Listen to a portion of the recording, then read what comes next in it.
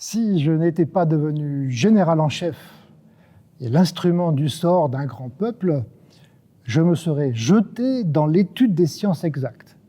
J'aurais fait mon chemin dans la route des Galilée et des Newton, et puisque j'ai réussi constamment dans mes grandes entreprises, eh bien, je me serais hautement distingué aussi par des travaux scientifiques. J'aurais laissé le souvenir de belles découvertes. Aucune autre gloire n'aurait pu tenter mon ambition. Ces propos de Bonaparte, rapportés par Arago, nous confirment qu'il ne manquait pas d'ambition, mais que son ambition se tourne aussi vers la science, en laissant entendre qu'il pourrait même dépasser Newton, alors que Lagrange avait pourtant déclaré naïvement que c'était impossible. Voilà qui est beaucoup plus intéressant. Dans l'histoire de France, certains de nos rois, empereurs ou présidents ont soutenu les sciences. Mais Napoléon Bonaparte est probablement le seul qui aurait rêvé d'être un scientifique s'il n'avait pas été l'instrument du sort d'un grand peuple. Bonaparte a aimé la science, mais il a surtout compris très rapidement qu'il pourrait se servir des scientifiques pour développer son projet politique. En retour, les scientifiques l'ont soutenu, parfois servilement. Monge, le mathématicien, et Berthollet, le chimiste, furent littéralement fascinés par le jeune général pendant la campagne d'Italie. Il parvint à le faire élire membre de l'Institut national en 1797, alors qu'il n'avait que 28 ans et que ses contributions scientifiques étaient inexistantes, et le resteront. Le général prendra le fauteuil de Lazare Carnot, infiniment meilleur scientifique que lui, mais qui venait d'être exclu de l'Institut à la suite du coup d'État de Fructidor, dont Bonaparte fut d'ailleurs l'un des instigateurs. L'Institut fit preuve d'une clairvoyance intéressée, en s'assurant les faveurs de celui qui deviendrait plus tard son protecteur.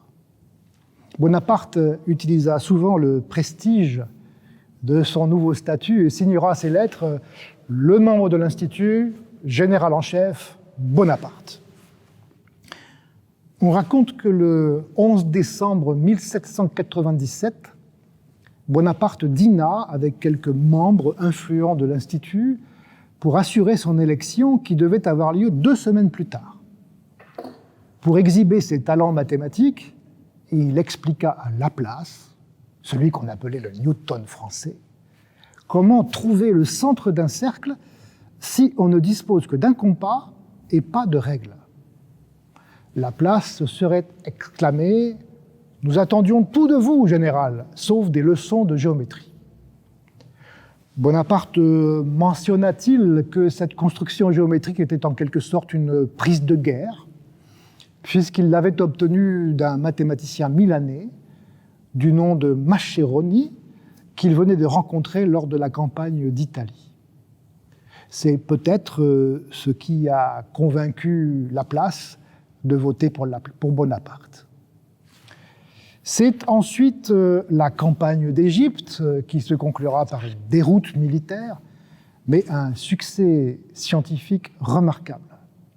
Sait-on que Bonaparte a été suffisamment convaincant pour que 160 savants acceptent de s'embarquer à Toulon avec 50 000 soldats sans avoir la moindre idée de leur destination finale. La seule information qu'on avait donnée au géologue Dolomieu était que là où on va, il y a des montagnes et des pierres. Avait-on déjà vu dans l'histoire une armée d'envahisseurs s'adjoindre des mathématiciens, naturalistes, archéologues, philologues? La guerre et la science font parfois des alliances. Sur le pont du bateau qui le conduisait à Alexandrie, Bonaparte s'instruisait et organisait des conversations scientifiques aux grandes dames des soldats qui trouvaient tout cela inutile. Des colloques de sciences à bord d'un navire de guerre. Dès l'arrivée en Égypte, après la victoire des Pyramides, 40 siècles vous contemplent, l'Institut du Caire est fondé à l'image de l'Institut national. Président Monge, secrétaire perpétuel Fourier, vice-président Bonaparte. Derrière les troupes qui piétinent dans le désert à la poursuite des Mamelouks, Monge écrit des articles expliquant le phénomène des mirages, et Berthollet comprend la nature des équilibres chimiques en observant des lacs de natron. Bonaparte s'enfuit précipitamment d'Égypte fin 1799, avant le désastre militaire, en abandonnant son armée et la plupart des savants de l'expédition. Mais ses amis de toujours, Berthollet et Monge, sont du voyage de retour vers Paris. Quelques jours plus tard, c'est le coup d'État du 18 Brumaire, le début du consulat qui mènera à l'Empire et au pouvoir absolu de Napoléon Bonaparte jusque Waterloo en 1815. La période du consulat et de l'Empire fut probablement la plus glorieuse de l'histoire des sciences en France. Voici en vrac quelques noms qui sonnent comme une liste de rues de Paris. Les mathématiciens, Fourier, Lacroix, Lagrange, Laplace, Legendre, Monge, Poisson, les astronomes, Arago, Cassini, Lalande, les physiciens Ampère, Biot, Borda, Carnot, Coulomb, Fresnel, Hauy, Malus, les chimistes Berthollet, Chaptal, Fourcroy, Charles, Gay-Lussac, les naturalistes Cuvier, Geoffroy Saint-Hilaire, Lamarck, les frères Jussieu, les médecins Laennec ou Sabatier, et j'en oublie beaucoup. Napoléon a très largement soutenu la science pendant cette période. Un soutien non seulement de principe, mais surtout financier. Les savants n'ont jamais été si bien payés dans notre histoire, de quoi rendre les scientifiques contemporains jaloux. Des prix très généreux sont distribués par l'Institut. Par exemple, impressionné par les expériences de Volta, l'empereur offre une somme considérable pour faire progresser la théorie naissante de l'électricité. Napoléon Bonaparte était persuadé que les savants doivent jouer un rôle majeur dans la vie politique. Et il a placé quelques-uns d'entre eux aux postes les plus élevés. Jamais le monde politique français n'a été aussi au fait des derniers progrès de la science. Faudrait-il s'en inspirer aujourd'hui? Certes, le premier essai fut un échec.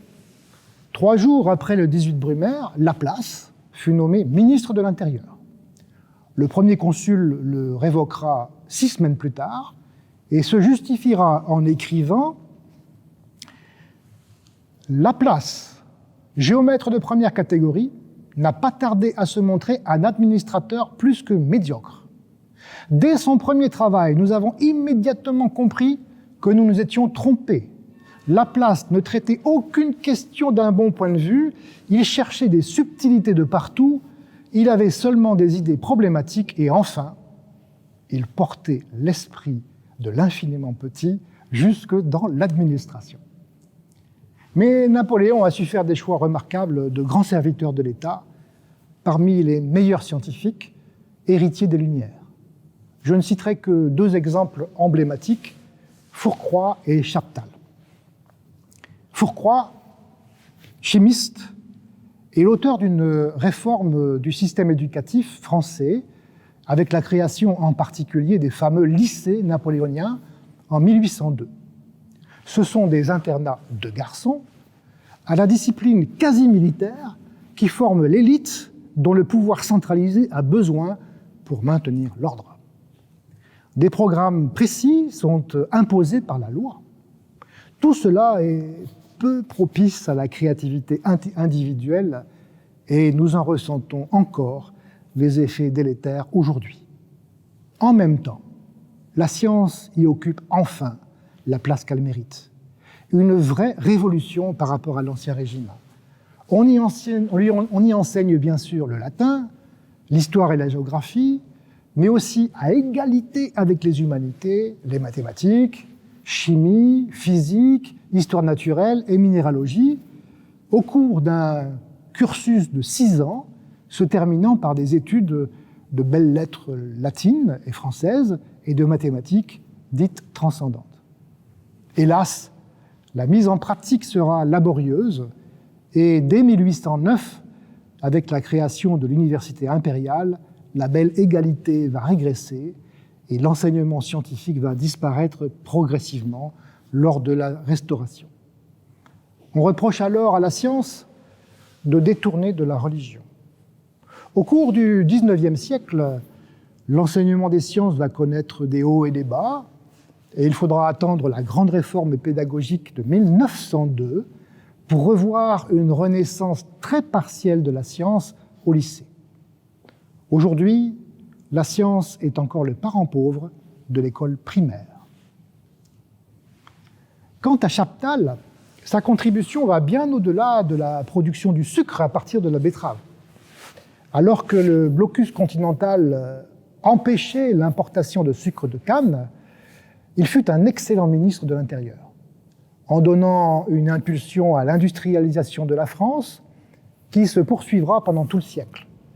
Il actualise le mode de fonctionnement des professions médicales, réforme les hôpitaux, il promeut la vaccination avec enthousiasme, sans la rendre obligatoire, un peu comme aujourd'hui.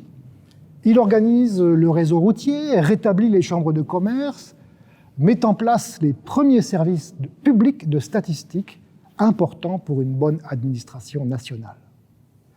Il n'hésite jamais à s'opposer à l'empereur qui ne lui en tiendra pas rigueur. Napoléon protégea l'Institut de France, parfois de manière excessive.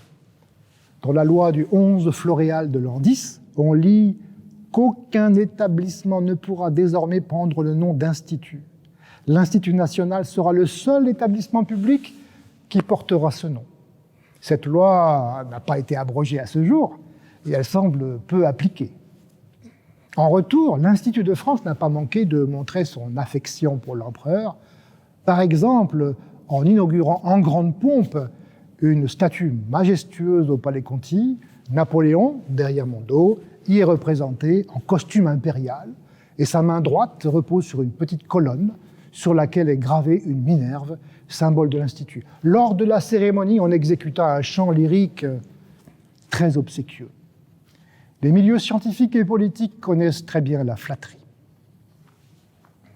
Bien sûr, des liens si intimes, fondés sur des séductions mutuelles, ne peuvent qu'engendrer des crises lorsque la confiance est remise en question.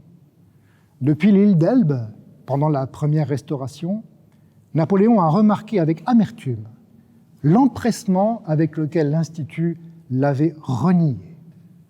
Le président de l'Institut n'avait-il pas écrit, dès le lendemain de l'abdication de l'empereur, « Avec la liberté, nous retrouvons le roi que nos vœux appelaient ». Après le vol de l'Aigle, de retour à Paris, l'empereur fait part de son irritation par l'intermédiaire de Lazare Carnot, devenu son ministre de l'Intérieur. Il ne souhaite plus être membre de l'Institut. Il n'est plus l'un de leurs confrères, mais il est en revanche leur supérieur. Et le titre qu'il convient de lui donner, dorénavant, est celui de protecteur de l'Institut. L'amour de Napoléon pour la science n'était pas fin. Après Waterloo, il croyait pouvoir s'enfuir en Amérique sans difficulté. Le désœuvrement, dit-il à Monge, serait pour moi la plus cruelle des tortures. Condamné à ne plus commander des armées, je ne vois que les sciences qui puissent s'emparer fortement de mon âme et de mon esprit. Apprendre ce que les autres ont fait ne saurait me suffire. Je veux, dans cette nouvelle carrière, laisser des travaux, des découvertes dignes de moi. Il me faut un compagnon qui me mette d'abord et rapidement au courant de l'état actuel des sciences. Ensuite, nous parcourrons ensemble le nouveau continent, depuis le Canada jusqu'au Cap Horn, et dans cet immense voyage, nous étudierons tous les phénomènes de physique du globe sur lesquels le monde savant ne s'est pas encore prononcé. Monge s'écria « Sire, votre collaborateur est trouvé, je vous accompagne. » Napoléon répondit que son ami Monge était trop âgé pour se lancer dans l'aventure. « Sire, répliqua Monge, j'ai votre affaire avec la personne d'un de mes jeunes confrères, Arago. » Le jeune Arago n'accepta pas l'offre, on le comprend, il avait beaucoup mieux à faire en France. Plus tard, à Sainte-Hélène, Napoléon dira de Monge « Il m'aimait comme une maîtresse et je lui rendais bien. » Quant à Monge, il avouera vers la même époque « J'ai eu 4 passions, la géométrie, l'école polytechnique, Berthollet et Bonaparte. » En effet, Napoléon et la science se sont aimés avec passion.